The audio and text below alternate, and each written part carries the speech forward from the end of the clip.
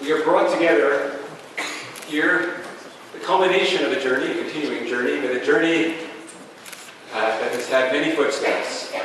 This is today, of course, we honor the beginning, the first Sunday in African American History Month. It is also this year the beginning of the 175th anniversary celebrations of Emory University, and it is the 150th anniversary of the onset of the Civil War. This is also the culmination of a multi-year process, the Transforming Community Project at Emory, in which members of the university community and surrounding communities have come together to examine questions of race and difference of all kinds, and to ask, what is the foundation of moral citizenship? How do we learn together from the past to build a new and creative and fulfilling future? And I'm honored and delighted that Leslie Harris, the director of that extraordinary project, is here today, having just organized a conference, Slavery in the University, Histories and Legacies at Emory. And many members join us today for this event. They've come from a worship service at Grace United Methodist this morning, honoring the foremothers and forefathers who from slavery to freedom have been in many ways intertwined with the history of Emory University, the history of Oxford and Covington, and whose legacies we honor as well.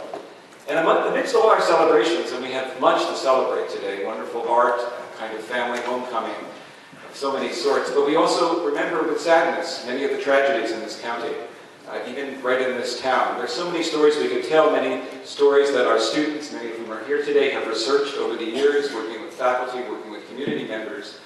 I think, for example, of a story just about 150 years ago, November of 1861. Henry Robinson, an enslaved man who belonged to Auslander Means, an Emory professor and also a former president of the institution. Henry had gone off to serve his master's son, and was with him in one of the first battles of the Civil War, the battle in July of 1861 of Bull Run, or Manassas, depending on which side you were on. Of course, a Confederate victory, came back expecting to be welcomed joyously back to Oxford in November, only to learn that President Means had sold him and his family to Judge Reynolds of Covington. Henry was furious, absolutely outraged, and the fascinating thing that Auslander Means records in his diary, which our students are always fascinated to read, is that he remonstrated endlessly, his whole family did, and finally wore down Professor Means, who agreed with the injustice of the sale and broke the contract so that the family could stay together, with the exception of Henry's daughter, Millie, who had said unpardonable things, we are told, to Auslander Means. And so on Christmas Day, 1861, 150 years ago, just on the street in front of us, what's now Route 81, Mildred, with her newborn child, had to walk down, having been sold to Judge Reynolds, who then gave her as a dowry present to his new son-in-law, Coleman Brown.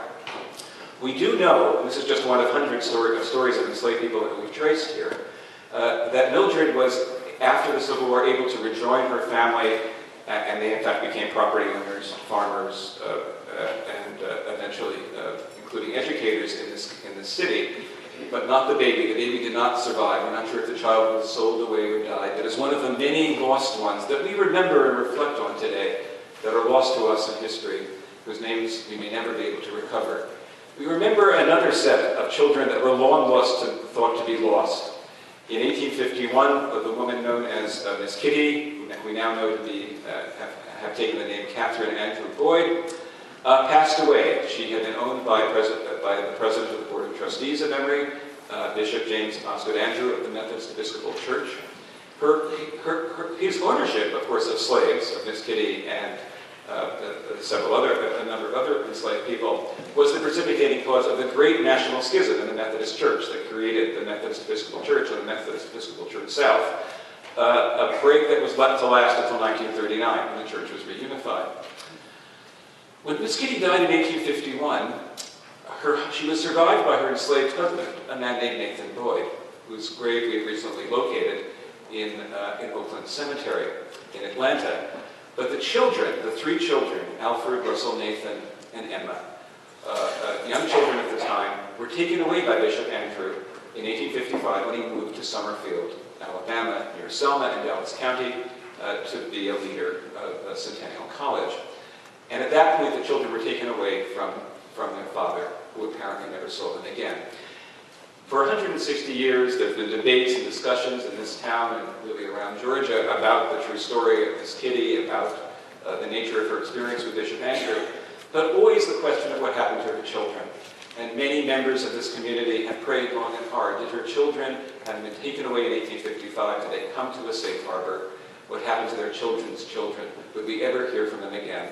And through a series of extraordinary events, it became possible about a year and a half ago to trace that family.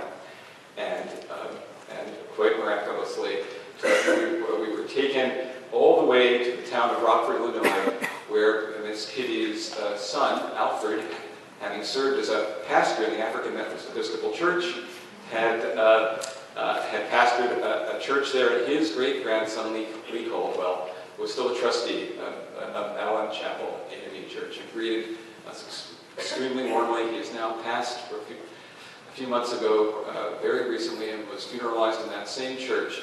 But we are so honored that his daughters, Darcel Caldwell and Cynthia Caldwell, have come to us, back to the home of their ancestral mother, back to Oxford, back to Emory. And we would ask them to stand and be recognized at this moment.